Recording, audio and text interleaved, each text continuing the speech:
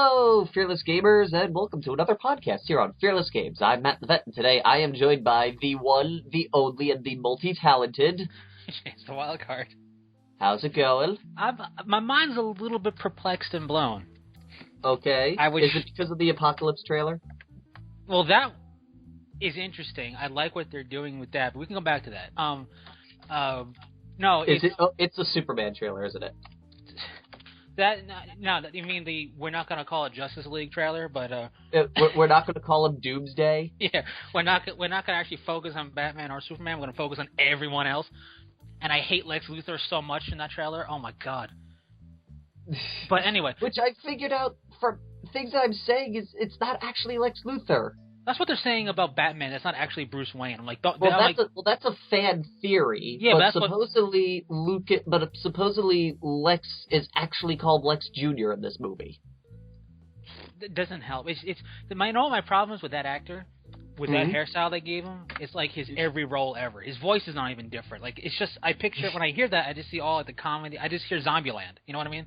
Like I don't picture Lex Luthor. I picture Lex. You know what it is? This is the dream of the Facebook guy. Right. Like this is what he wants to happen with Facebook to become Lex Luthor. I know like some actors like Sean Connery. I play a Russian submarine commander. Can't you tell by my accent? But like I know. Can't you tell that I'm Russian for Pete's sake? Like I know there are some actors who just the accent thing doesn't happen, but I'm like, don't be the same look and sound as the Zombieland guy you played. Like at least try to not sound pre-adolescent.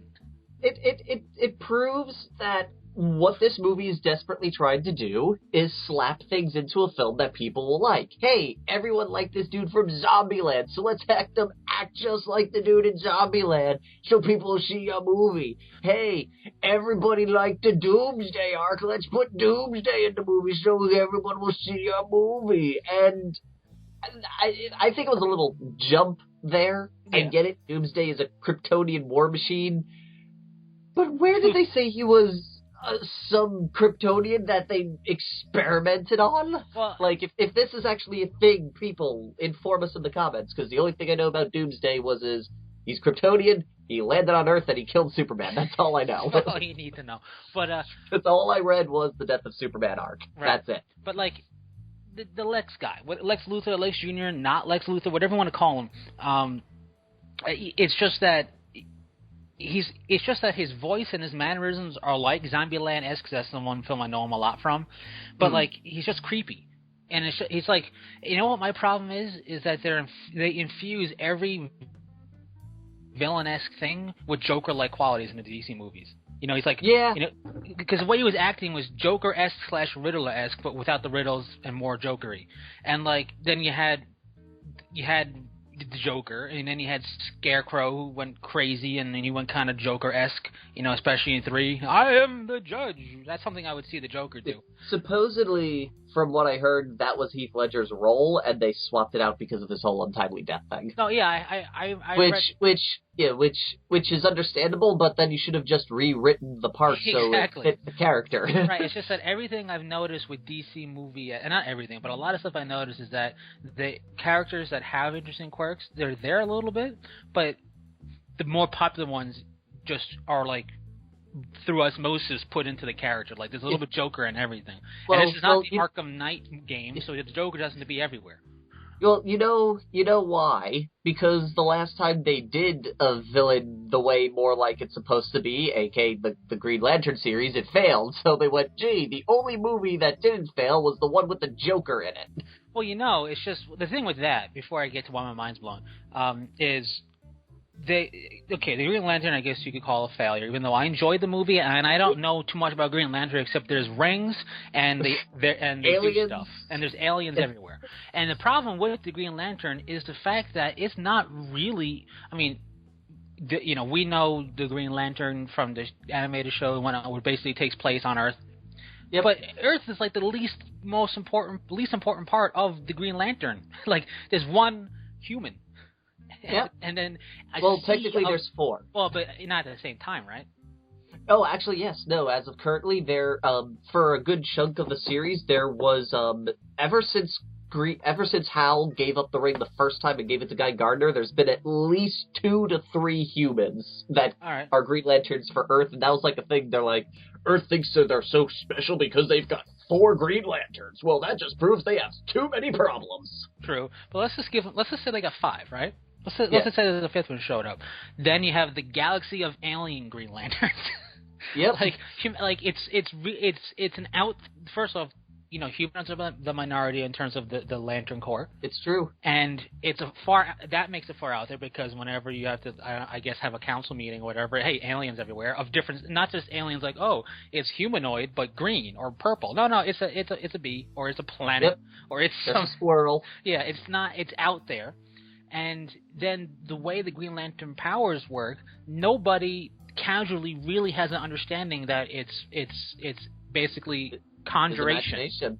It's imagination conjuration. And like the whole when you made the Hot Wheels track to save the helicopter was pure Green Lantern, but everybody thought it was silly and a gimmick. But that's how it works. And the silly thing is no one realizes earlier on if you look at the track, it mimics perfectly his nephew's Hot Wheels track in his room that he's looking at when he gives him the football as a present. Exactly. And then when he uses the spring to spring the wall back up and stuff, people thought it was cartoony and gimmick. And like that's what he does.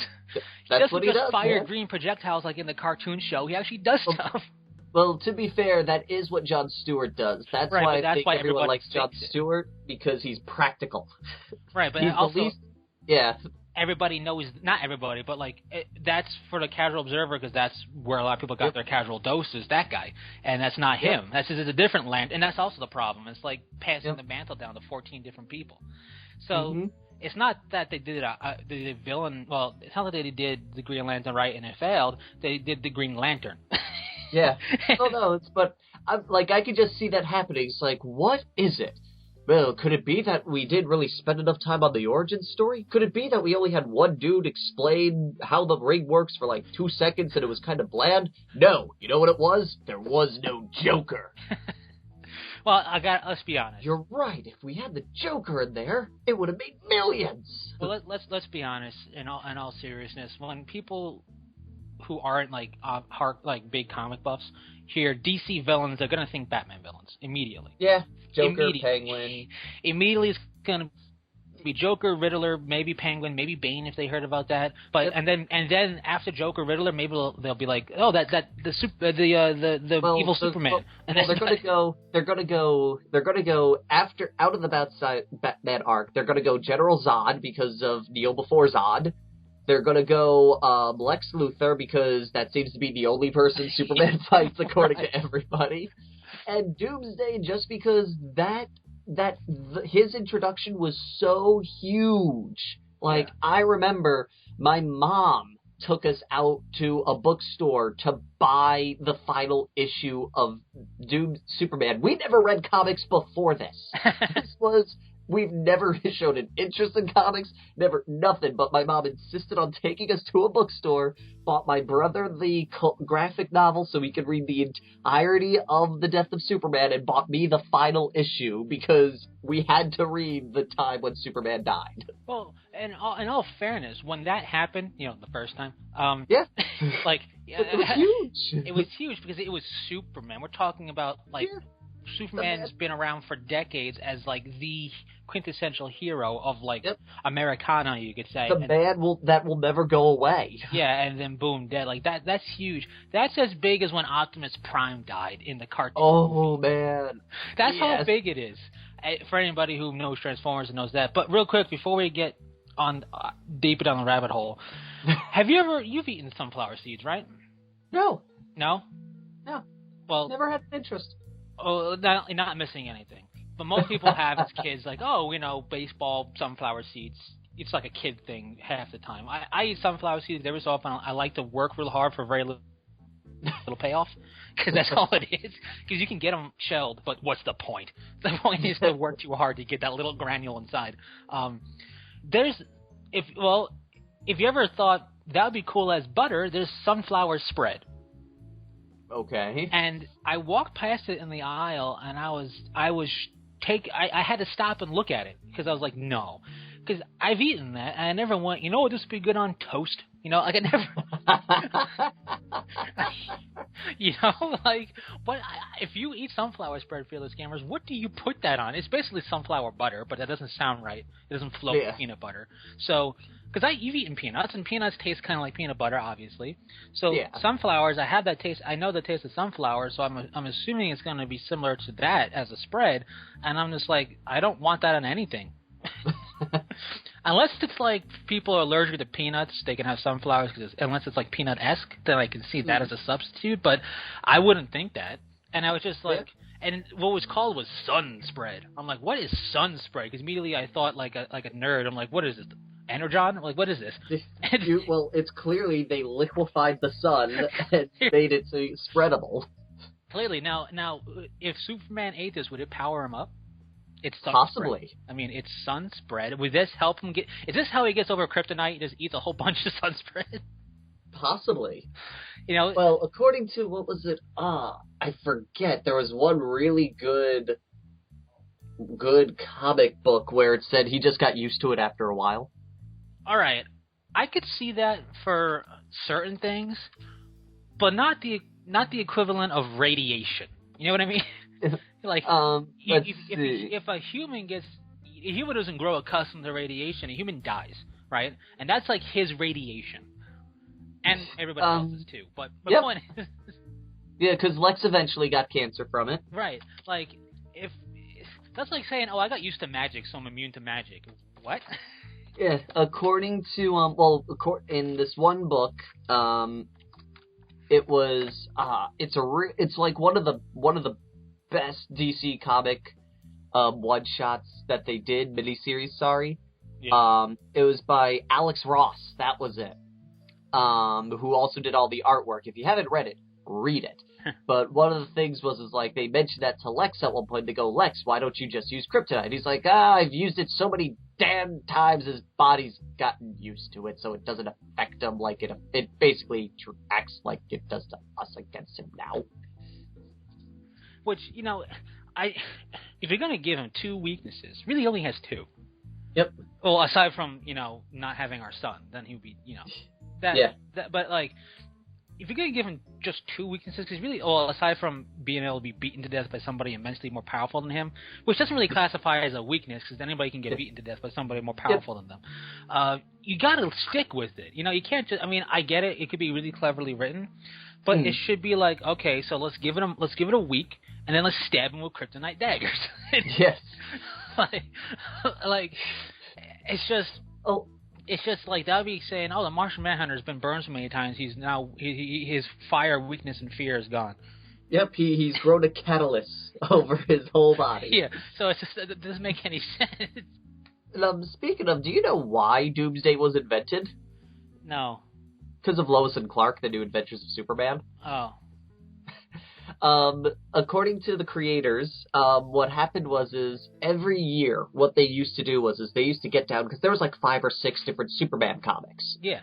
You know, there was Action Comics, Superman, New Earth, all this other crazy stuff. And they would get together in a room at the beginning of each year and work out the story arc for that year. And this way, all the comics knew what was happening and they could coordinate, and no continuity would be an issue between them all. And so one year they're like, you know what? We're going to have him finally marry Lois. And they're like, that is an awesome idea. So they all started planning, and they, after like 2 or 3 weeks worth of meetings and such, they get the whole thing packed down. They're like, yes, we got this. It's time to go start on the project. And the head honchos come and go, you can't have them get married. And they're like, what do you mean we can't have them get married? He's like, well, the TV show, Lois and Clark, New Adventures of Superman, they actually want to be the first ones to marry Lois and Clark. And they're like, well, what? And I was like, yeah, you can't do the arc anymore because the TV show wants to do it first. And they're like, oh, and they were so angry. And apparently there's just one dude who sits in the corner, and whenever they're stuck, he just goes, let's just kill him. And so they would go, okay, Frank, here's a cookie, go back to your corner. And they're sitting in this room going, crap, 3 weeks worth of stuff ruined, what do we do? And the guy in the corner just went, well, let's just kill him. And they all stopped, paused, looked at each other and went, yeah, no, let's just kill him. And so that's how the whole thing happened. Well, Yeah, but it's just, you know this. I've never been a big Superman guy, and it's mostly because how he's written, mostly because blue and red I'm not the biggest fan of together. Yet you like Captain America, who's blue and red. But there's white in there, and it's done in a more he doesn't have a flowing red cape on the blue, and he doesn't look like he's wearing his underwear on the outside. Hey, that fashion will eventually hit the streets. Yes, but like it's the way in which the red and blue for Superman goes together. And it's just, I mean, it just comes down to writing, but what character, personality doesn't come down to writing, so you have to kind of push that to the side a bit. I never really, the only thing I like, which is what they mentioned on Kill Bill, which is how his secret identity was actually, he's actually pretending to be us, he's not pretending to be a hero. But, I just never really liked how the way he does things is like the Arkham games saying, they're just unconscious. Yeah. You know what I mean? Like, he'll gladly fly through a building or throw somebody through a building to protect that building. But and do stuff and then never dodge and always go like, my weakness, how did you know? And how did you get me? Because you never dodge. But that's one thing. Like, there was that one video game that I think it was one that kind of ended up failing, but it had the coolest concept for him, was where the city was your health bar. Wait, you mean when he flies through rings?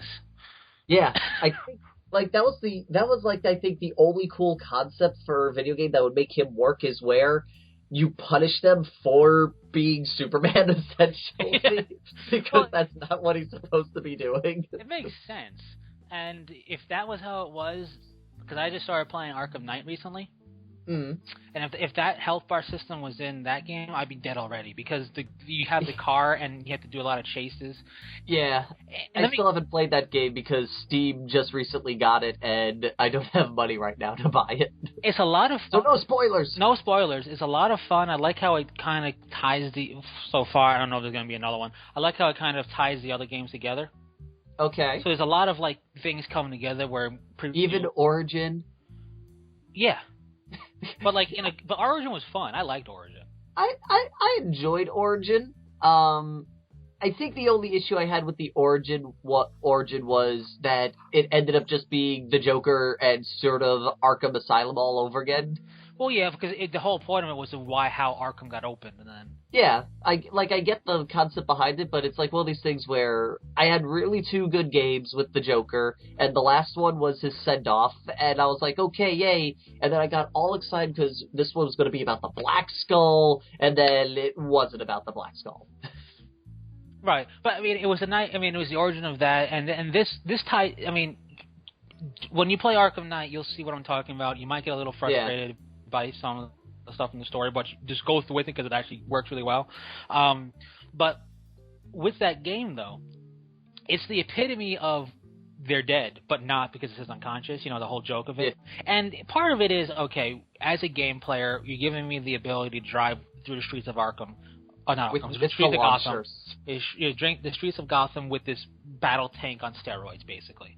Yep. And the whole thing is that missiles.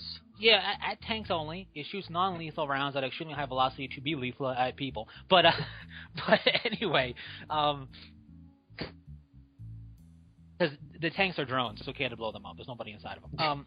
But the thing is, you can see their parachutes. They're all right. No, there's nobody in it. They're remote controlled. And it's Sunday, so the buildings are empty. Yeah, of course. No, actually, there's rioters on the streets, right? So they're driving through the streets, and they're going to get out of their car, but when you hit them, it's like they got hit with a taser and go flying away. But it's because it'd be really, really hard to try and have you physically drive around them. It'd be next to impossible for gameplay. It would be too much of a burden. So it just handles it very loosely. But then you have some takedowns, because you can do some dual takedown stuff. Where a guy gets thrown in the air. Batman grabs his two legs and then slams him, belly flop style onto the concrete. I'm like, no, he's dead. Don't tell me he's unconscious. He's just dead. I mean, this takes the takedowns that are non-fatal but really should be fatal to a whole. They just went, we get the joke, guys. Now here, have fun with it. And it's just like, ooh, that looked really deadly. Nope. Batman doesn't kill. Right. But I'm really enjoying the story, and I haven't finished it yet, and I've gotten some serious hours into it, and I'm not trying to be a completionist with it, because because of course there's the Riddler. Without giving anything away, in order to actually deal with the Riddler in this one, you have to collect 100% of everything of his and do all the solving and get all the Riddler trophies. I'm like, no way. You just almost 240 of these. This is not happening. And you still have to wonder how he had the time to build all those racetracks. Oh yeah, no, I mean it's ridiculous, and it requires a lot of suspension of disbelief, and controlling the Batmobile in those racetracks is god awfully hard for me because the controls. I heard the controls are just weird, but it's very forgiving. Like for the ones that are races on the racetracks, you have 3 laps, but let's say you get to lap 2 and then you time out, you don't start from lap 1, you start on lap 2 again. Oh, that's nice. Yeah, because it would be ridiculously impossible to actually get through all 3 laps unless you're really good at the game, which I am not. But it was fun, and I'm looking at this going, this Arkham arc would make a great movie because it's got enough comic bookiness in it that it wouldn't have to be taken gritty, realistic like. Wow. No, Batman must be gritty and realistic because Nolan did it, and Nolan's Batman was great, so now all Batmans must be gritty. 1989 Batman was fantastic. 1989 the Batman. Original one with Joker.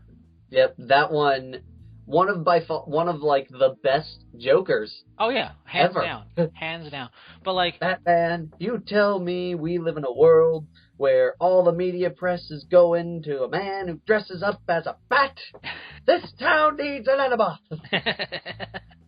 But like, and it's a completely different style of Joker. So I hate when people compare Nicholson Joker to Heath Ledger Joker because you can't. Yeah. You can, but you really can't. A, there's decades separating when they would. Yeah. And B, one is more of the joke kind of Joker, and the other is just a guy who laughs a lot. Yeah, my biggest problem with Heath Ledger's Joker is that in looking at it, if you took away the makeup, which there is done in one scene, it would be the same movie and it wouldn't lose it. You could you can call him Anarchy. Of course, the Anarchy character in Batman is completely different, but you could have called him Anarchy or whatever, or Chaos or something really lame like that, or just crazy cuckoo dude. Yeah, or just you could have just no face paint. Jim. Keep the scars, call him Victor Zaz, whatever you wanted to do, it would have been the same movie. And with Nicholson Joker, you couldn't do that.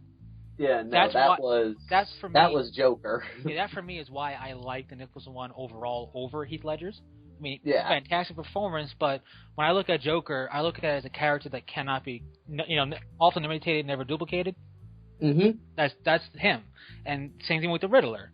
And I think Jim Carrey was a perfect Riddler. They gave him garbage, but he was a perfect Riddler. I don't know. He acted too much like the Joker. Well, that's not his fault. That's what they did. Yeah. Well, the problem was Joe Schumacher, from what I understand, was a big fan of the Adam West Batman, and the Riddler was crazy in that one. The Riddler out-Jokered the Joker in the Adam West Batman. Right. The Joker was sitting in the background going, "Dude, chillax. It wasn't that funny." I look at it this way with Jim Carrey's Riddler. The script was and the direction they gave him for how to act was terrible. But if you put him in a good Riddler role, or if he had a good Riddler role, Jim Carrey could do it. The proof is also, you could also look as far as, look how different, so different, him and Two-Face were. Yeah. Yeah, you could have mixed their lines together and would not have changed anything. No, exactly. The problem with that movie is they went, hey, you know what was fun? Joker. So let's make everybody Joker. Joker. I mean, Two-Face was Joker. Yes, Two-Face was Joker. There was no Two-Face about him. Except for the coin. The beginning. The beginning was the only time that he acted fairly Two-Facey. Right, and remember, we're not talking about the Dark Knight here. We're talking about... Yeah. We're talking about Batman and Robin. Yes. Well, at least, I still stand by, if you gave him proper direction, Schwarzenegger could have pulled off a decent freeze. Schwarzenegger's not a bad actor. He really isn't. He just plays corny characters. He could have made a fine freeze. The problem is they Schwarzeneggered freeze and did the whole one-line gimmicky. And the thing is... What really killed the dinosaurs? The Ice Age! Chill out. Come with me if you want to live. I mean, chill out. But all right, everyone, chill. But like the movie where I forget the movie, it was it came out kind of recently. Stallone and Schwarzenegger. Breakout. That shows how good of an actor Schwarzenegger can be.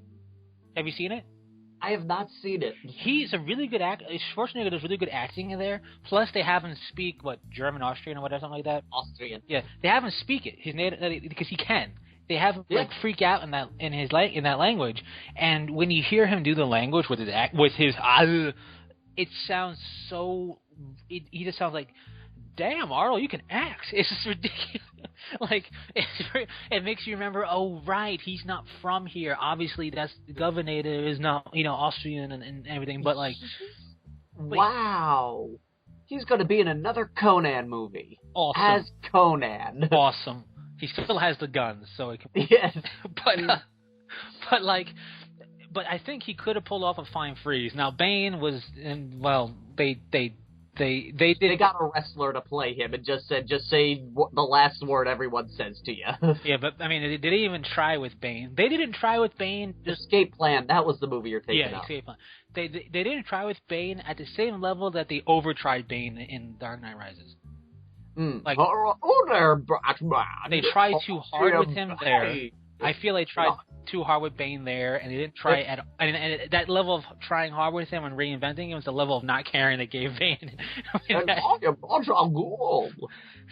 But it's just the Arkham series would make the reason I say it would make a good comic book movie is because you could have the grittiness that they I think they actually did the first one in cartoon. I think so, but I think they could be like a good live action movie. Oh yeah. With grittiness like Nolan's, but also having comic book nature of Marvel. You know what I mean? Yeah. Where you can have some craziness go on because Ivy does crazy stuff in Arkham. Yep. You fight Plantzilla. Yeah, and that could never happen in a Nolan film. But you can still have some grittiness, like Nolan-esque grittiness, with that craziness of fighting Plantzilla. Yep. And that's why, I mean, they did a really good job with that, and it just makes me look at Batman v Superman and make me just go, you guys are giving them way too much credit to say that's Azrael or whatever, Like, I read that fan theory, how like, oh, that's Azrael, the guy who's Azrael, and is, impersonating Bruce Wayne because of this, and they cite everything in the trailer, and I go, you're thinking too hard, kid. Relax. Yeah. Or everyone's thinking that's the Joker and he's Jason Todd. Oh, yeah, the Joker's Robin became the Joker or whatever. Yeah, because kind of, yeah. And I'm just like... Speaking of... No, it's just like, I only say this because we really only have DC and Marvel going on movies. I'm like, you're trying too hard. Like, if you're trying this hard on all the DC stuff coming out, that means DC is dropping the ball somewhere. Yeah. Did you see the new Teenage Mutant Ninja Turtles Out of the Shadows trailer? Parts of it, I didn't get actually a chance to catch it in full, but I'm kind of excited. I can't get behind this stuff. Like, Bebop and Rocksteady actually look cool. I'll give them that. They got the turtle van. Yep, they have the turtle van. But I haven't seen the first film, and I'm kind of scared because Michael Bay. See, I don't do that. Like, yeah, Michael Bay this, Michael Bay that, but it's just like when somebody says, "Oh, Quentin Tarantino did." It's going to be fantastic. I'm like, I'll wait till I see it. I'm not one of those directors and producer type stuff where if somebody's name's on it, I must see it or must not see it. Yeah, like I just can't get because Michael Bay has proven he doesn't care about anything when it comes to stuff that has source material. Yeah, true, and he's not the only. The first Transformer was good. The third one was actually pretty decent. But the clips that I've seen in this in the original film of Turtles, I'm like, no, I got a kick out of him making fun of the Christmas special that they did. The only time I came to like his defense was the whole Shredder has to be Asian thing. Right. That part I was like, guys, you do realize Shredder originally was Uncle Phil. So it's okay if he's not Japanese. Yeah. I mean, if anything, that made the film worse because he had to make new scenes. Where if you watch in one scene, Shredder doesn't move his lips when he talks because they were so quick to try and get that scene out so they can fix everyone's complaint. That was a point where you could actually blame the fans for film being the problem with the film. Yeah, and that's one case for that film, but the other films have it. Like, I haven't seen the first TMNT or whatever this is called. It's on Netflix, so I have no really excuse. I already paid for the film, so I might as well watch it. I don't have Netflix, but well, you should. It's actually worth getting. I know, I just never do. It's just one of those like, oh, it's great, but I don't have it. Yeah, but I hear it's fantastic. Oh, it is. I just don't have it. Do it. But the whole like turtles having nose things and people are like, no, you can see nostrils. I'm like, relax. If we're gonna nitpick, that we can. There's so many other things to nitpick in other movies that nobody does. But the fact that this was Michael Bay and apparently did okay, people nitpick it even more. I look at it going, they are mutated Ninja Turtles of the teenage variety. Who says they can't have noses, right? I think the best. I was watching this review of the movie, and they point out that one of the stupider things was they learned ninjutsu from a book that says the guide to being a ninja or something. Yeah. And Splinter opens it up, and it's all in Japanese, and they go, yeah, "This book's in Japanese. When did they learn Japanese? Was that something they watched in Times Square?" And they cut to Times Square, and the TV picture shows the reviewer. Turns out he goes, "Hey, today's Japanese word is arigato, which is thank you. If there's any turtles out there listening, keep a note of that." And then the TV goes back to whatever it's playing. Well, I don't know. I mean, with all the litter that happens and goes down into those stores, they could have got, Japanese menus and stuff. Some kids' Japanese homework. Or that, and, menus from, restaurants and stuff that have washed out, the paper part kind of semi-faded and whatnot, but in Japanese and whatnot, so you can read it that way. That's the one thing. And I've been to a Japanese restaurant one time. A Chinese one, excuse me. It was a Chinese food place. Uh-huh. And the menu was in English and in Chinese. And I'm thinking, and usually it's just in English, but this one was really kind of, you could say, authentic, if you will. Yeah. And I'm looking at it going, what are the chances I'm not getting the full experience when I order it in English? You know what I mean? Because I can't read the Chinese. I don't know what it's saying. What if, I'm ordering, I don't know, let's just say General Tso's chicken, and when they order it, they're getting something ridiculously good in comparison. You know what I mean? Like those tattoos where they tell you it means ninja when really bought was chef. Yes, but so you're getting the English menu is food that's good, but then if you could get the Chinese food menu, the actual Chinese menu for the food, you get ridiculously, you know what I mean? You just get so much better platter of stuff because you are, I don't think you speak my language. Yeah, it just feels like that would be feels something, like it. That's something I would do. Well, that's why when I go to that's why if I remember when I go to Belihanas or something where they have the Japanese names and such, I'd say the Japanese name just so I could go, I know how you're supposed to say it. Yeah, you know what? And that's a perfect place to do it. Restaurants or any type of other thing where you're going to be exchanging money for something, right? Because you're trying to seem, I guess, culturally polite, which whatever, it's a restaurant, right? But B, you're also basically saying don't spit in my food. Yeah, you know what I mean? Not that they would, because they're cooking it right. See, you're a customer, so they don't want to piss you off. Yeah. But it's something. It's helpful, right? When you do it that. Yep. But in other situations, it's not very cool. People go it's supposed to be this. I'm like, or we both know what I was talking about, so we don't need to try and give me a language lesson right now. It's just it's anime. Say it right, dang it. Forget the fact that you're American for a minute and speak perfect Japanese in front of me. You know what I hate? Anime. With that, speaking of that, has nothing to do with that, but what I hate is making, when people go, so I'm playing Rockman and Forte, and in the Mega Man series, I'm like, whoa, if you're going to call it Rockman and Forte and not Mega Man and Bass, you can't just say no in the Mega Man series, okay? You can't just call it, I'm playing Rockman. I don't play Mega Man, I play Rockman. But in the Mega Man series, it's no, you can't do that. Or also, Robotech. Yeah, also, let's just call it Mega Man. Because it's That's what it is here. Because it's just Mega Man. And I especially hate because like when you watch some people playing games, either doing a speed run or just playing it. Sometimes they'll play the Japanese version and it says Rockman, all well and good. But then a lot of times, most of the times, they're playing the English version, especially if it's just a playthrough. And then they go, yes, so this is Rockman. I'm like, no, it says Mega Man on the screen. This is Mega Man. I don't care what it's supposed to be. It's like that's one of those things, like kind of like with the whole Sonic series. I kind of liked how Sega kind of like, it was weird how like Sega tried to kind of separate their creative decisions with the Sonic Generations game, because in Sonic's Generation, past Dr. Eggman is still referred to as Dr. Robotnik. Yeah. And they claim that it's a totally different character.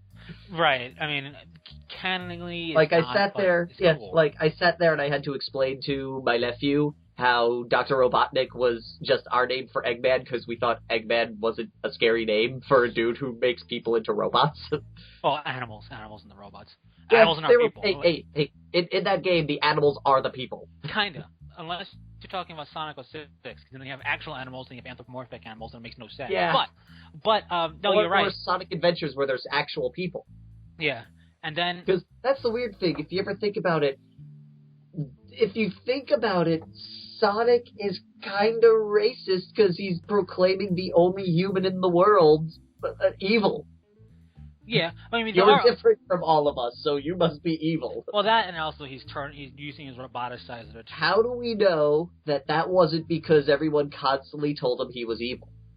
Well, you don't. But my point is that he's also not the only human in his world. It's just like we didn't see it until Adventure 2. But at least they did it right. They were cartoony. They weren't trying to be super realistic. They fit in with, like, Eggman looks like he fits in amongst them. Yeah. But it looks like an egg. Yeah, but it's just, Dr. Robotnik was our name for, Eggman back in the day. I personally think Robotnik was a better name than Eggman. Well, he's still considered, he's Eggman, but his Robotnik still his last name. Yeah. Like, they just... Oh, I didn't know that his last name in the U.S. was Robotnik. Yeah, that's why he's Dr. Robotnik. Huh. Like you would say Dr. Doyle or something like that. Oh, I didn't know that we called him Eggman Robotnik. No, we didn't. We called him Robotnik in the beginning. He was always Eggman, and then eventually when the Adventure series came in, they had to retcon all that. So he's Eggman, but his last name is Robotnik. His last name is Robotnik. Yeah. And all that. And then there were people saying, because like his grandpa in Adventure 2 was the guy who set the whole thing in motion with Shadow and all that. Yep. And they were saying that's the original Eggman, and then people were like, that makes no sense. That would make Sonic over 50 years old. That doesn't make it doesn't make any sense. But no, but it's true. But it's just with that though, the funny thing is that when they made Sonic, they didn't think he'd do well in America because they didn't think we would know what a hedgehog was. Really? Because when they first made Sonic the Hedgehog and stuff, they were concerned about it doing well here because they didn't think Americans would think hedgehog's a real animal and they wouldn't know what to do about this Sonic the Hedgehog guy. No. Just correct me because I'm not an animal guy. I know very little about this kind of stuff. Don't we have hedgehogs in the U.S.? Yes. We definitely have them as pets. I don't know about wildly occurring. The girlfriend here, who's a bit more of an animal buff, says yes, we do. So I don't know where Japan is getting the idea we wouldn't know what a hedgehog is. We have them as pets, hands down. My uncle had one. I knew people who had hedgehogs. I never seen them in the wild because I don't know where their natural habitat is. But I don't know if it's like plainsy or whatever. But we have them. People know what a hedgehog is. So I'm curious. Let's see. Hedgehogs. Where do you live? But it's just like... Hedgehog. They're so cute. They are. They're adorable, especially when people Photoshop them blue. But let's see. Yeah. Let's see. Blue hedgehogs. Yes. Where do they... Hibernation. Oh, I didn't know they hibernated. Yes. What's funny is the backstory of Sonic himself is so complicated. They're found in Europe, Asia, Africa, and New Zealand. Okay, but we have them as pets here. Even back then we had them as pets. Yeah, no, I remember a hedgehog animal. Like was when schools used to actually have animals come in and you could see them. Yeah, there was a hedgehog, and that was pre my exposure to Sonic. So. Not by much, but by a little. But it's funny, and the whole backstory of Sonic is ridiculous, and facts about him, like if you go through the comic series and everything, like he can eat. Like it's just funny because he eats a lot in the comics, and he eats so much that people compare him to Goku and stuff like that. Like the amount he eats just for breakfast and everything, which of course is chili dogs and hamburgers and stuff like that. Yep. But as if there wasn't enough comparisons to him in the DBZ series, with the 7 Chaos Emeralds and going Super Sonic, Saiyan, Sonic, Saiyan. Super Saiyan, Sonic at different levels. Yes, it just gets a little crazy. But it's funny when you look back at some of the game stuff and decisions, and they're like, I don't know. Originally he was brown. Yep. And then they made him blue. And then it's just like, I don't know if Americans will know what a hedgehog is. Granted, it's not naturally occurring in my backyard, but I've seen them. Now, I have to say something. I've got some good news. Balance was restored in my relationship. The missus here has now seen the original Star Wars trilogy. So now she's allowed to see Episode 7. Good. And not even that, she saw the unaltered ones. Nice. Those are fun to see. I mean, short. So she got to hear Yub Nub, which is by far still, I don't care what anyone says, Yub Nub is the best way to end that series. Fair enough. That and, Han shooting first. Yes, well, Han, apparently he came out and explained why he made him not shoot first anymore. I don't care. It just. You know why I don't care? Because they didn't reshoot it or do something short of take top half of body and just separate from lower half of body. Yeah. Like if they redid that where Han shoots second properly, I don't think it would have been as jarring. But to literally do like something that you would do in high school and just shift it out of the way real quick is terrible. But now in the new ones, he misses completely. Like, they don't edit Han, they just have the blaster bolt go completely off track, which makes Greedo look even worse. Than a stormtrooper. But but you know what's funny with the whole shot first thing? I saw this little meme online of Harrison Ford is like, shot first here too, and it shows him shooting shooting first in some other movie. It shows him shooting the guy in Indiana Jones, like shot first here too, no big deal. It's just like and it shows him shooting first again in Star Wars. He opens up the door. There's a whole bunch of stormtroopers, and he just shoots. Yep. It's just really funny. It's like a little meme. I was watching. There's this YouTube video called Cinema Sins. Yeah. And they did all the original Star Wars in preps for Force Awakens, and every time Han shoots first in a scene, they go, now I bet Han should do first now. Yeah. But it's just... and it's funny when you think about it. He shoots first a lot. Yep. Supposedly the answer to it is Leia gets together with him. Spoilers if anyone hasn't seen it. But yes, statute of limitations. But he's a good... So he's got to be a good guy because she would only get together with a good guy. And he always sees Han as the John Wayne of Star Wars, and John Wayne never shot first. But he shoots first like everywhere else. Yeah. He shoots first at Darth Vader. He shoots first at the Stormtrooper when they run around the corner. He shoots first all the time. I know. But you know what's weird, though? Is that the whole thing about that, I mean, whatever, IP, your thoughts, your character, kind of, sort of. His movie's not ours. But, at the same time, the lines in the movie are about him being the bad boy and her falling for the bad boy and him realizing, hey, I can be kind of good too. It's like I'm only here for the money, but I'll stick around. But it's like at the end, what's great about the Greedo scene is you sit there and you're like, ooh, okay, yes, you can get the whole, well, he was defending himself and such, but it's like, ooh, he just shot a man. Like, surprise rounded him. He sucker punched him, essentially.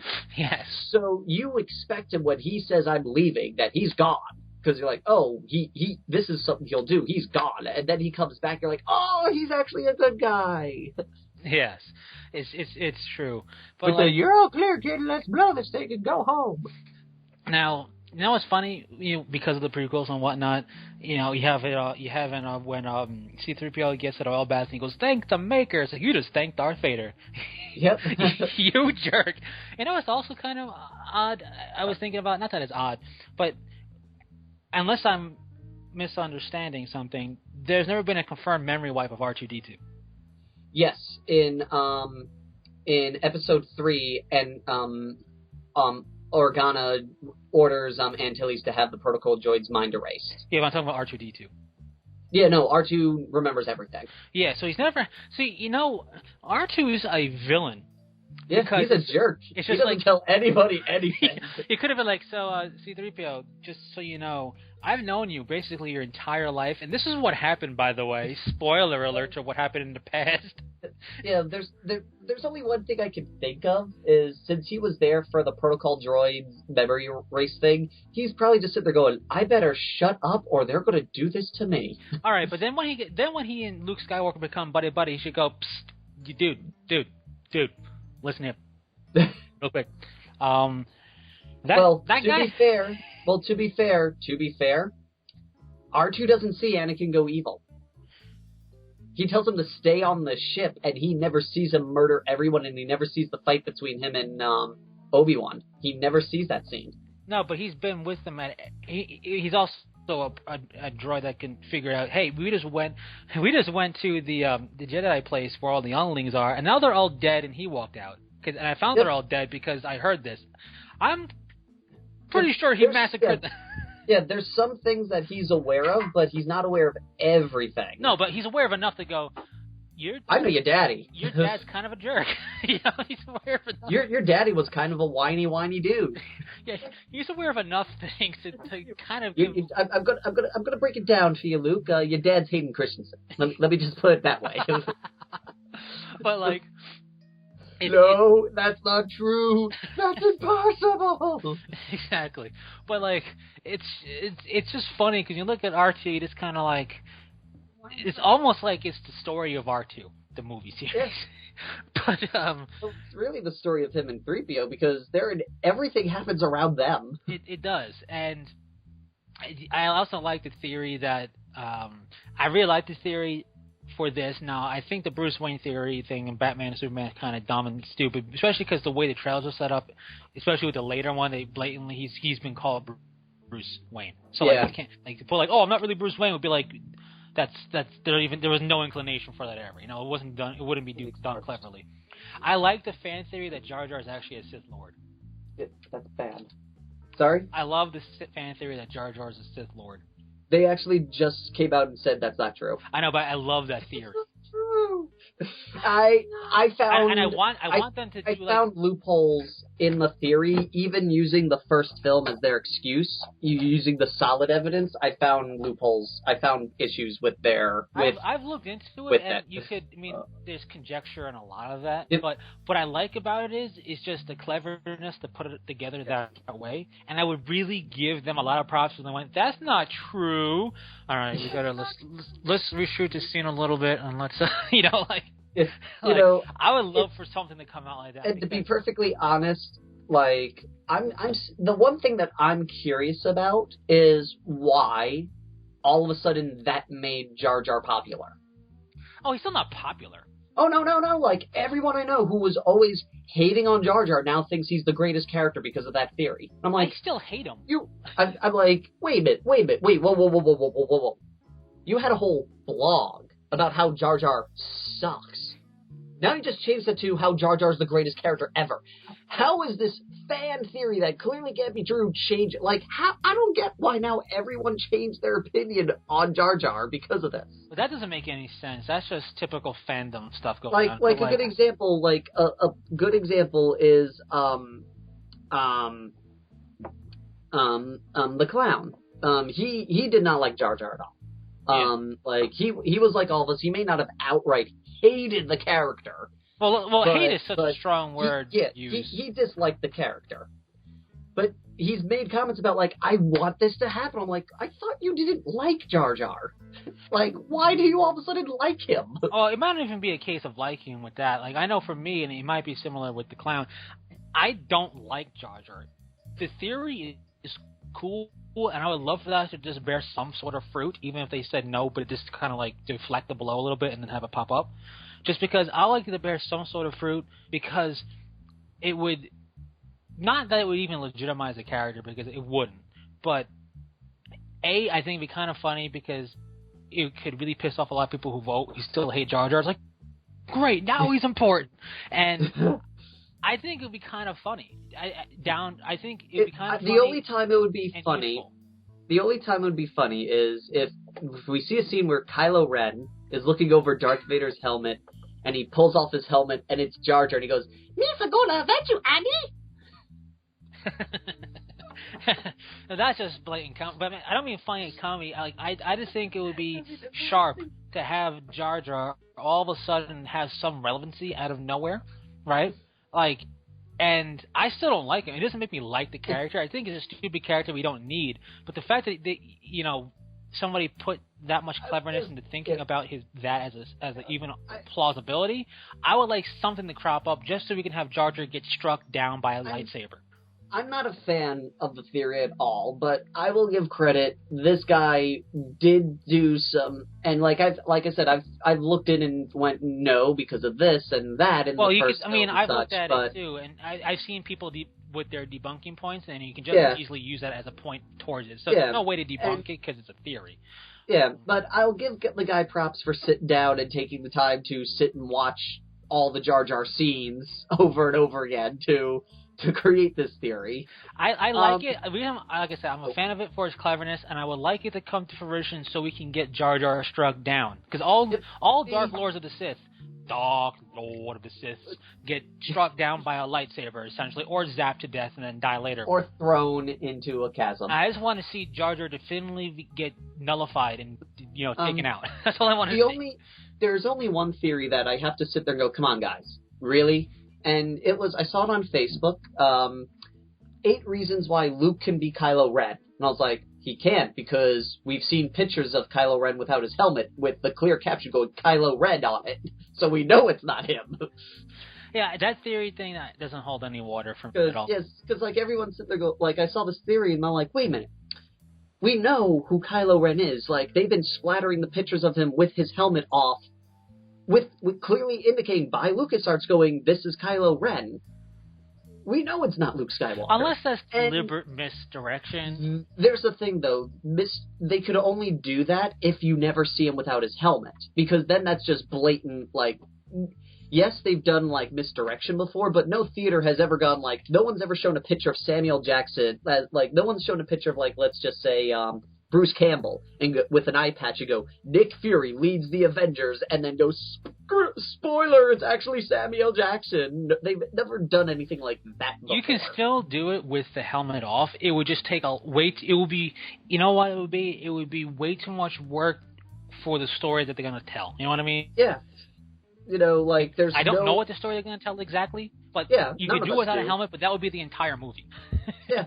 But it's that theory only works if we've never seen Kylo Ren without his helmet on. And, right, and like I said, it can still work with the helmet off, and we've seen him without the helmet, but only if that was the entirety of the movie's plot. Yeah, but because a good example was I saw one trailer, because I've been avoiding everything, but Target now plays the big trailer that showed up. Yeah. And I saw a scene, I'm like, ooh, I bet this is what that thing is. And then I was flipping through a magazine, and I saw a picture of one of the characters, oh, okay, no, that's who I saw in that trailer. It turns out Kylo Ren's actually Jar Jar, because he's the Dark Lord of the Sith. But the theory is he's Darth Soken. Or whatever they're calling them, because I don't think they're actually Darths, because technically the Sith religion is gone. Well, is it? I mean, there's holocrons and stuff. It's one of those things where, from my understanding, Kylo Ren doesn't call himself Darth because he's so fixated on the Sith religion that he's like, well, I can't be a Darth until I'm given the title Darth from a Sith, and both Sith are dead, so I can't be a Darth. That's one of the things I've heard. That's interpreting like saying, I'm a vegetarian and fish isn't meat, so I can eat fish. That's what I mean. That's his interpretation. That's what I say. It's right now the Sith thing is in that medium state. yes, if you follow the rules, the Sith are gone, but there's nothing stopping two dudes from taking up the Sith religion and bringing it back. Well, even that, it's not like the Sith is gone. The Darth title might be gone right now, but Yeah. there's still Sith. You don't need the Darth title. Well, there's the thing is the Sith religion was only followed by two, and the rest are just dark Jedi. Well, the thing is, though, you can't it's followed by it's two. The way I've looked at it is, yeah, it's two, but at the same time, that means like those two. There could be on the other side of the galaxy two other Sith who have no connection to those two, and those two and their two Darths. You know what I mean? You can have multiple groups of Darths that just don't have connection to each other, and if found, they would kill each other. Most likely, yes, because the rule is two. Yeah, but it's just like technically, also, there's no Jedi anymore. It's the same deal, except for Luke. Luke's a Jedi. Well, is he? Yeah, because he was trained as one, and he was given by the title of the last Jedi Master the title of Jedi. Because he's never... He's more... When you look at how he's actually trained, he's just trained for pure revenge as a killer. He's not actually trained in the Jedi arts. But Yoda specifically says the only thing he had to do left was to confront Vader. But I kind of consider it as in Heir to the Empire, where Obi-Wan says, Luke, you're not the last of the Jedi, you're the first of a new breed. Right, but what I mean is the Jedi Order is done. Whatever the Jedi Order itself is dead. Until someone starts practicing the religion again. But it's the same concept as the Sith. It's like, is it dead? Is it not? I mean, it's all at that point. It's interpolation of what Luke would do after he's done hiding planets with the Force. Well, what I'm just saying is that's the whole thing. As we see it here, technically the Sith religion is gone until somebody starts practicing it again. I mean, well, if this guy believes so heavily in the Sith thing that he's not a Darth, so that he doesn't use Darth, then the Sith religion is still there. It's just the honorific title is never used. Well, that's the saying, is he himself is so fixated on the old religion, he won't consider himself a Sith until he's called one by another Sith. Right, but it's just it's there without it being. I mean, it's basically with the way you're describing it. The Sith religion is not gone. He's just so pro it that he's not using. It's not like it's gone and he's just waiting for Sidious's clone to come back, because of course you got to have 15 million different Sidious clones and go, you are a dark lord of the Sith, and then burp at them and say rise. But you know what I mean?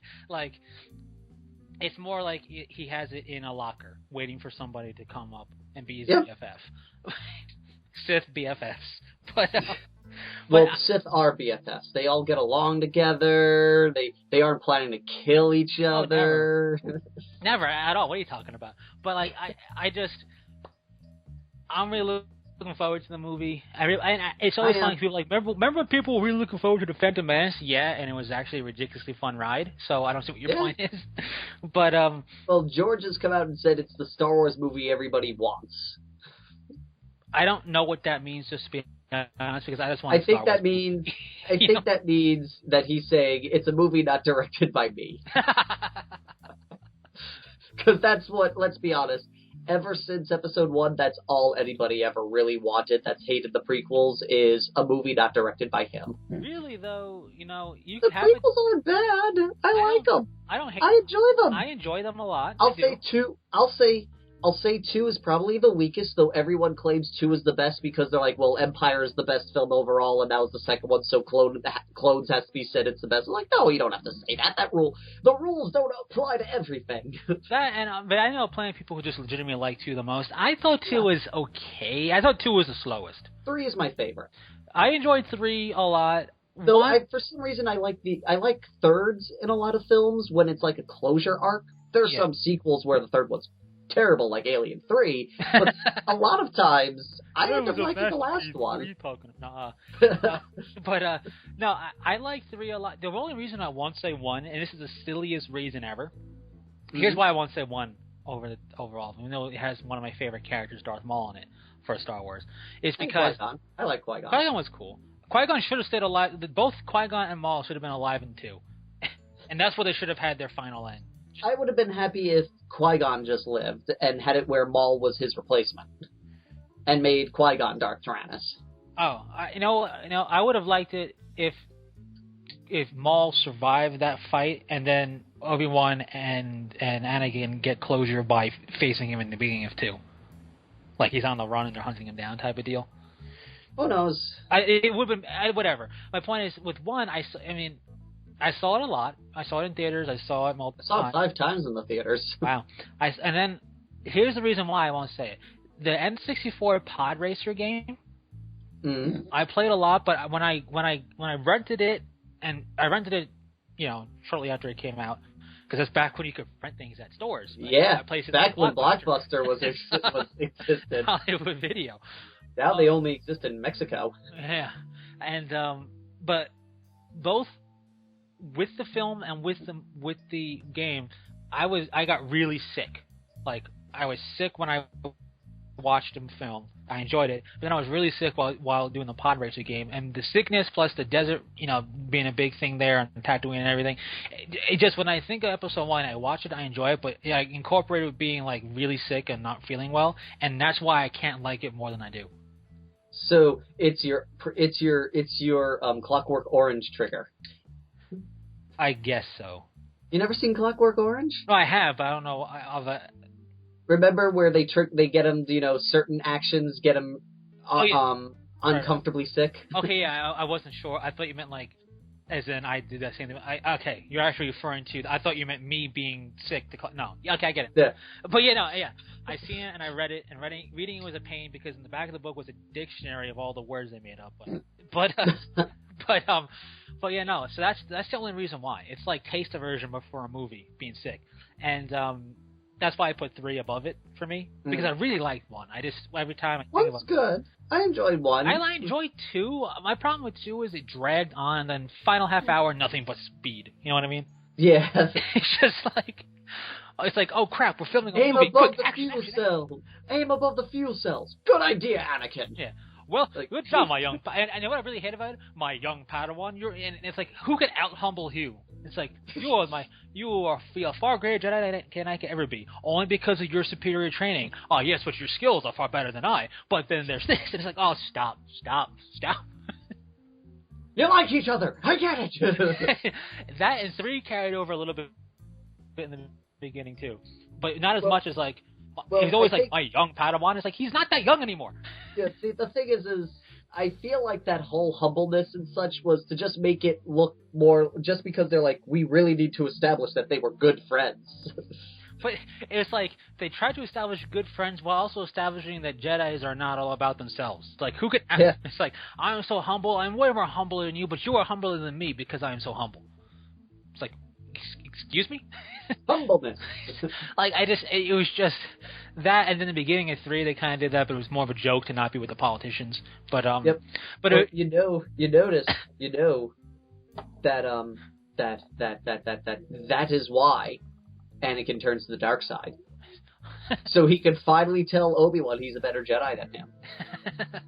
That's why Jedi go evil, because they're like, the only way I can prove you're more humble than me is if I go evil. Yes. But yeah, no, I enjoyed the prequels, and I could see Lucas making a good Star Wars movie again if he wasn't surrounded by a bunch of yes men and yes women. You know what I mean? Like, there are people, like, if you want things to get done well, you can't be surrounded by yes folk, because yes folk will just say, you're a brilliant man, George Lucas. Yes, of course this makes sense.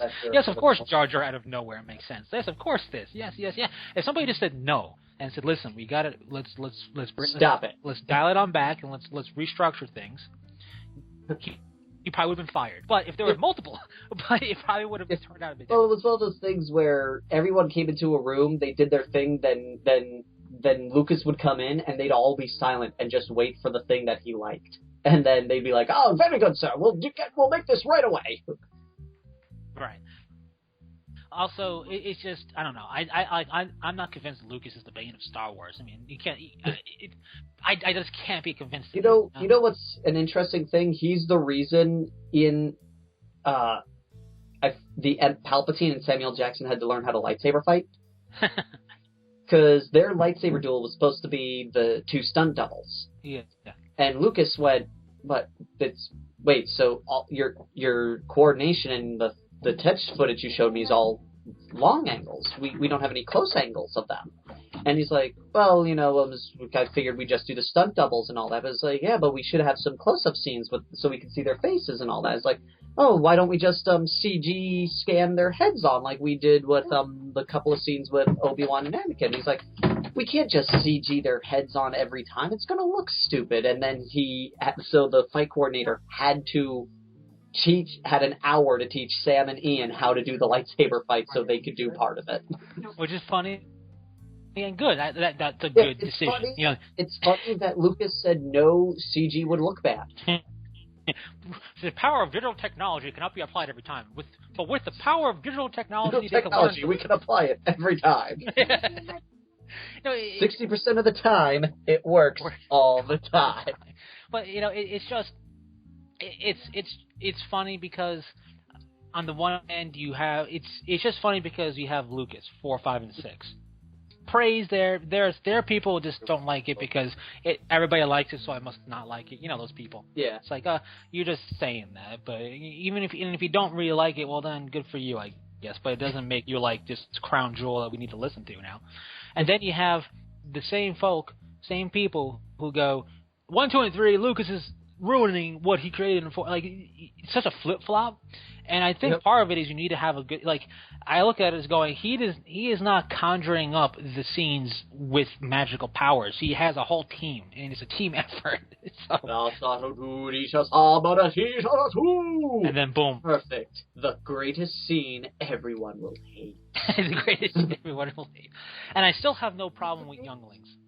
Yeah. I don't see why okay, for everyone who has an issue with younglings, one, the Jedi thing, they would say they would have a title. 2, that was so he couldn't get a higher rating than PG-13 because he would have gotten R if they said you murdered children.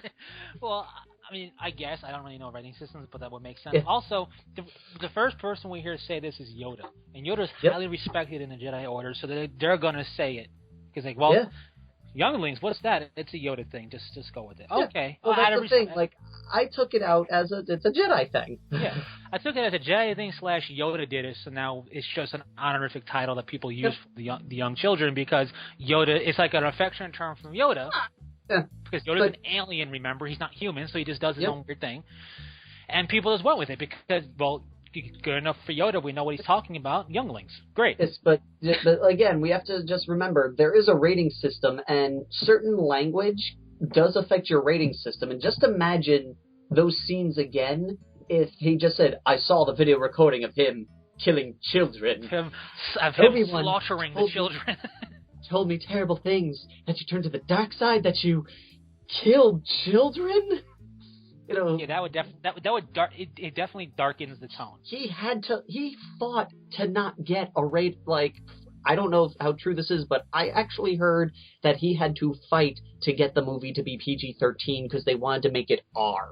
I heard something like that because of the burn scene and from other scenes that were really... The violence. Yeah, and then being consumed by fire was kind of harsh.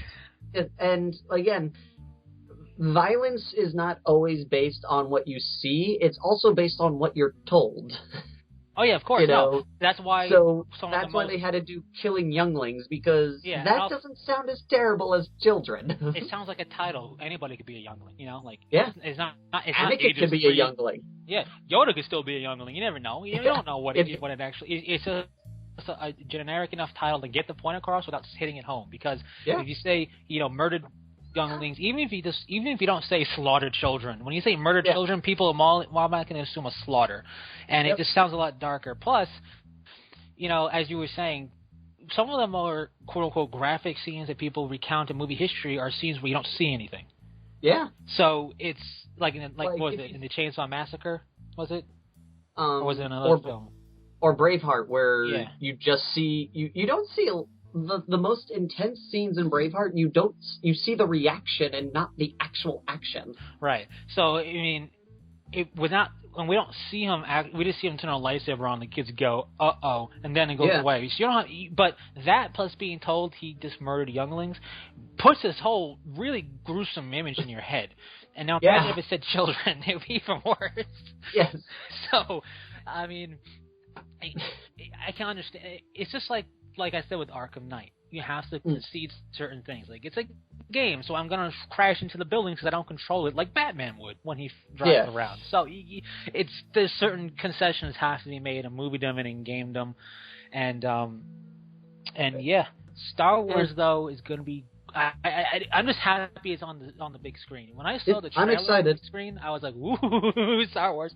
I was the only member of my family to actually see it on the big screen. My mom went to see the Avengers. She pulled an episode 1. She bought a ticket for Marvel's Age of Ultron and then left after the trailers.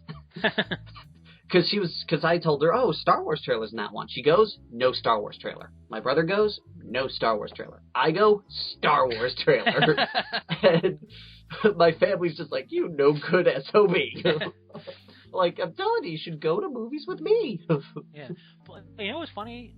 I mean, Marvel and DC are jumping the gaps between typical film viewership. They are. Typically, it's like, oh, chosen movie is the parents and the children, and some people scattered throughout the age range. Horror movies typically a certain age range. You know, people sneaking in that are not old enough because they think it's cool, it's for the cool factor, and then you got like people typically a bit older for that. And like you have like certain films that would be for a certain demographic or a certain age group, but then you haven't jumped the gap. And Star Wars really has always really jumped that gap. You have, you know, parents taking kids, grandparents taking kids, grandparents, kids taking parents. And it's not like this is new. This is you know how it's been, and I just find that I like that because I think more films should be geared to certain ways. Like I don't think a horror film should go, we gotta attract the kids, but you know, that would be hilarious. It would be, but at the same time, I just like that. I mean, it's one more feather in the cap for Star Wars when you have people who wouldn't go and see like. I know people who wouldn't go and see Terminator with me, but people will go and see Star Wars. Dun, dun, dun, dun, dun, dun, dun, I can't wait for the Genesis to get a sequel. It better get greenlit if it's not already. But looking at it, we are sadly running out of time. Indeed. Before we go, going to answer one question here on the podcast that was on another podcast, and the question was: will we do any more BFG videos, and have we ever played Epic before? The first question there is, we do plan on doing more BFG videos. We are just trying to get more miniatures so we can actually play, because we kind of got into the game late, so we don't have a whole lot of miniatures out. Plus, we don't want to paint them up as one faction, and then we're like, well, we can only have these factions in our videos. It's also intensive. Making those videos is intensive. Yep. But in general, if I can, I know some people that are playing want to get into BFG. I'll record those games, so at least we get some BFG battle reports. Yeah, but doing our movie, doing our version. Our version it's a lot of. I enjoy it. I'm a terrible voice actor because I have no formal training, but I'll do my best. That's why you play Necrons. Yes, my full range of emotion caught in one race. No emotion. But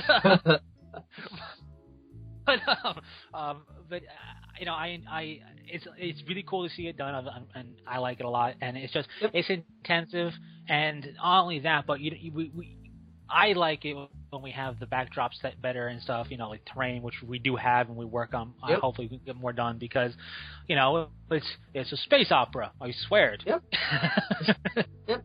But we do have plans for that, and with the rumored with the announcement of Specialist Games, and supposedly the rumor is the old models will come out along with new models, so we'll be able to produce these fleets as long as GW doesn't up the price to standards, because then a battlecruiser will be $50. So there are plans for BFG, I can assure you. We just have very harbled in getting those things out fast enough. So bear with us. You will see more of it, I do promise. To answer your second half, I've actually never played Epic. So I want to. I plan to, at least if they do like a starter set, get one and see what Epic's all about. I've never played Epic. I've seen it played twice. And That's 2 more times than me. I've seen it played twice. I've also seen what's the fantasy version of Necromunda? I know it's not the same. It was Malif? No. No, not Malif. Yeah. I forget what it was called, but I seen that played once, and I seen Necromunda. Warmaster. Not Warmaster. That's the fantasy version of Epic. The fantasy version of Necromunda. I don't know. Mordenheim. I see Mordenheim played like once or twice. I've seen Necromunda played once or twice. So I've seen a bunch of these special games done. With Epic, two reasons why I never really got into it. Late coming in. Yeah. It's a big thing. Well, to be fair, when we got into specialist games, it was on the Epic line, there was 3 models for each faction. Yeah. And none of them were good enough to make a full army. Yeah. Epic seemed too much for my brain at the time when I first looked at it, and it still seems like too much. I don't want to say works, it doesn't make any sense. Like, there's a lot going on there. And the biggest reason, though, I never really tried to get into it and purchase things off of, like, secondhand sites and whatnot, is because I couldn't justify a whole new game with similar-esque models. Like, with BFG, it can't be a 40K model, right? It's a ship. Yeah. It's not. It doesn't walk around and hide behind cover. But or do anything like that. But I couldn't justify having Space Marines and then having really, really, really tiny Space Marines. Like, there's no, I couldn't get, the only use I could get out of that is perhaps getting one of the Epic Mega Titans and saying it's a Dreadnought or something. Yeah. Well, I will admit, when it comes out, I might buy the Epic Warlord just so I can say, yeah, I own a Warlord. Yeah, but also, like, some of those Epic things will roughly be the size of a Dreadnought, maybe, and then it will make a really cool stand-in Dreadnought. But yeah. But, like, for example, one of the Eldar Titans from Epic made a really cool Wraith Lord. And when it was sold. It's not, when it was sold. Yeah. But, and that's the extent of my Epic, like, ooh-ness, because it's just, if I have, I have a 1850 point army of Dark Angels. I don't want to now go out and reinvent my Dark Angels before it's Epic, you know what I mean? Like, if there was any crossover, I'd be more interested. Like, the reason why I'm interested in Betrayal at Calth is that very clear crossover. Space Hulk has a crossover. Granted, it's Blood Angel stuff, but that's not my point. Is it's crossover. I like stuff like that because then you can have your cake and eat it too. And also Epic. I've seen people paint really well, like down to the power armor stuff, but I'm like, that's too tiny. If when Epic comes back, I can assure you that pretty much all of my forces will be just Titans. Maybe a couple of vehicles, but Titans. Like, no infantry for me. It's going to be if I play Epic, it's to play with Warlords and Phantoms and Warlock Titans. It's not to play with Guardians and Guardsmen. At the Flames of War scale level, going, yep, yeah, that's really tiny. Yep. The only time that I thought a good use of an Epic model was that one mini where some guy took the Inquisitor Space Marine and had him painting an Epic Space Marine, and it looked like he was painting a 40K model. Yes, I like the Inquisitor scale, 54mm scale. Those are fun. Those are really great cool statues. Models. Those are really cool. The Space Marine, the Artemis, the Kill Team member guy, he was cool. I wish I bought the Ranger. The Ranger was awesome. All the ones out were pretty solid. I like that. And the one really cool use I saw of Epic was an Epic Space Marine used as and I think filed down or whatever to be glued to armor, like Space Marine power armor, Terminator armor, as like ornateness for the armor. Like, you had like a Marine with a little baby statue. Yeah, like as part of the Terminator, like on the armor of Terminator armor, to be like the ornate golden statuesque Marine on his leg. Yeah, that was cool. I'm like, okay, good use. Not worth me purchasing it though. So yes. So to answer your question, we have not played Epic. We might get. I will get into it when it comes out. At least buy a starter kit of some sort. Yes. And we are very much fully intended to bring back more BFG videos. In fact, I've gotten a lot of my gaming group into BFG, so if I can remember, I will record those game sessions. Yeah, so BFG will be coming back. It's one of those things that it's a nice change of pace. It's different. It's fun. Yep. And I just can't promise when Doranpur will happen, but I can promise you more BFG. Yes, exactly. And probably not going to be happening in the Firestorm series, though. None of us really have interest in Firestorm. The only other spaceship battle game I'm interested in is Drop Fleet Commander, and no one else is, so... I don't know too much about Drop Fleet Commander, and I'm several states away. Yeah. So that is all for right now.